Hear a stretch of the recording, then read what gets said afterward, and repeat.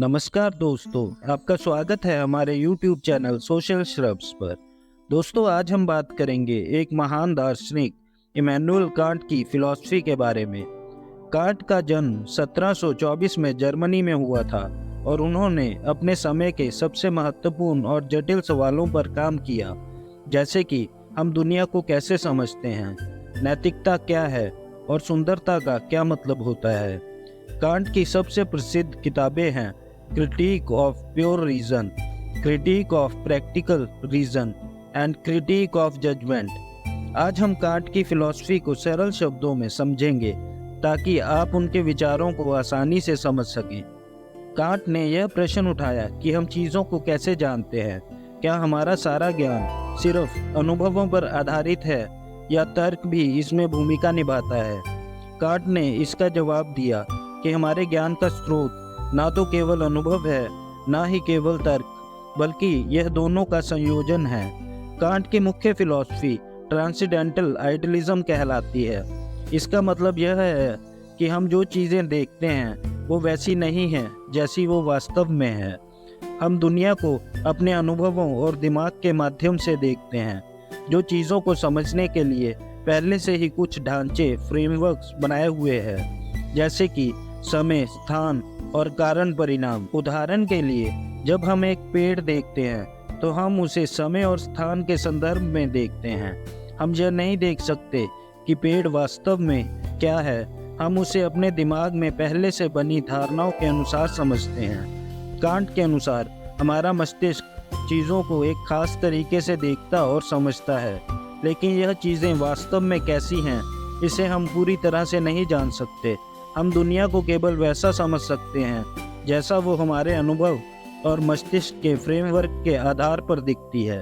उन्होंने कहा कि समय और स्थान ऐसी चीज़ें हैं जिन्हें हम अपने अनुभव से नहीं सीखते, बल्कि ये हमारे मस्तिष्क के पहले से ही बने हुए फ्रेमवर्क हैं जिनके माध्यम से हम दुनिया को देखते हैं। कांट का मानना था कि नैतिकता के लिए हमें एक ऐसा नियम बनाना चाहिए जिसे हम सब पर लागू कर सकें।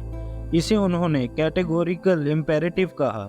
इसका सरल मतलब है कि आपको वही काम करना चाहिए जिसे आप चाहें कि सभी लोग करें, यानी जो भी नैतिक काम आप करते हैं वह सभी के लिए सही होना चाहिए। उदाहरण, अगर आप चाहते हैं कि सभी लोग ईमानदार रहें तो आपको खुद भी हमेशा ईमानदार रहना चाहिए।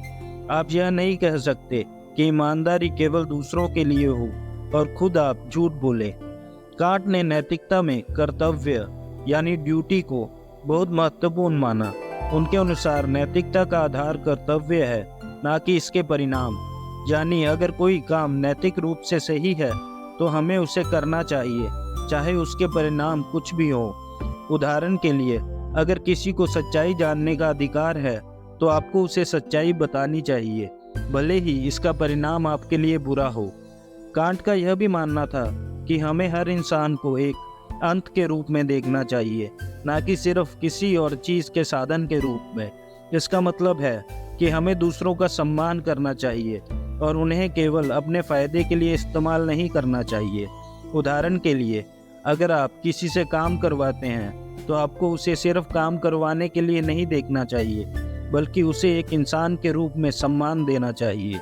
कांट ने कहा कि इंसान के पास स्वतंत्र इच्छा यानी फ्री विल होती है और इस स्वतंत्र इच्छा का इस्तेमाल उसे नैतिकता के नियमों का पालन करने के लिए करना चाहिए। उन्होंने कहा कि हमें अपने नैतिक फैसले स्वयं लेने चाहिए और नैतिकता का पालन करने के लिए किसी बाहरी ताकत की ज़रूरत नहीं होती। कांट ने कहा कि हर इंसान के अंदर नैतिकता को समझने की क्षमता होती है और हर इंसान अपने आप में मूल्यवान होता है, इसलिए हमें दूसरों के साथ वैसा ही व्यवहार करना चाहिए जैसा हम चाहते हैं कि हमारे साथ किया जाए। कांट ने सौंदर्य शास्त्र यानी सौंदर्य और कला के बारे में भी अपने विचार रखे। उन्होंने कहा कि जब हम किसी चीज़ को सुंदर मानते हैं तो वह एक निस्वार्थ संतोष होता है। इसका मतलब है कि हम उसे किसी व्यक्तिगत लाभ या इच्छा के बिना सुंदर मानते हैं। उदाहरण के लिए, जब हम एक सुंदर पेंटिंग देखते हैं तो हम उसे बिना किसी स्वार्थ या इच्छा के सराहते हैं। कांट का मानना था कि सुंदरता का अनुभव व्यक्तिगत होता है, लेकिन फिर भी इसमें एक तरह की सार्वभौमिकता होती है, यानी भले ही सुंदरता एक निजी अनुभव है, फिर भी लोग एक जैसी चीज़ों को सुंदर मानते हैं।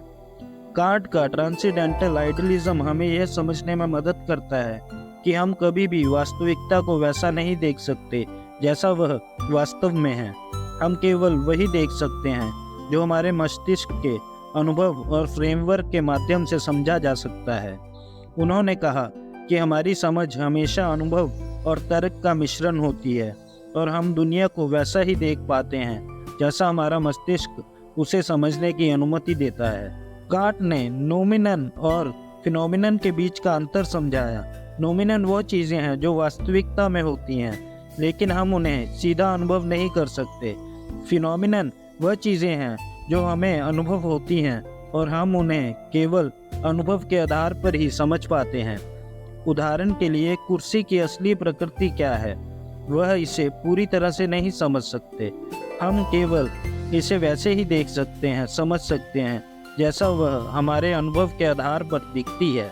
कांट की फिलॉसफी हमें यह सिखाती है कि हमारा ज्ञान अनुभव और तर्क दोनों से बनता है।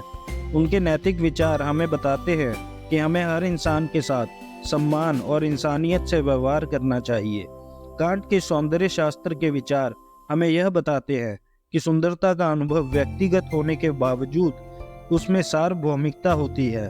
कुल मिलाकर कांट की विचारधारा आज भी दर्शन शास्त्र के क्षेत्र में एक मजबूत आधार है और हमें नैतिकता, ज्ञान और सुंदरता के बारे में गहराई से सोचने पर मजबूर करती है। तो दोस्तों, यह थी कांट की फिलॉसफी की संक्षिप्त व्याख्या। दोस्तों, हमें उम्मीद है कि आपको यह वीडियो पसंद आया होगा। अगर हाँ, तो प्लीज़ इसे लाइक करें और साथ ही साथ हमारे चैनल को सब्सक्राइब करके बेल आइकन भी प्रेस कर दें। आपसे मिलते हैं अगले वीडियो में ऐसे ही रोचक कंटेंट के साथ। धन्यवाद।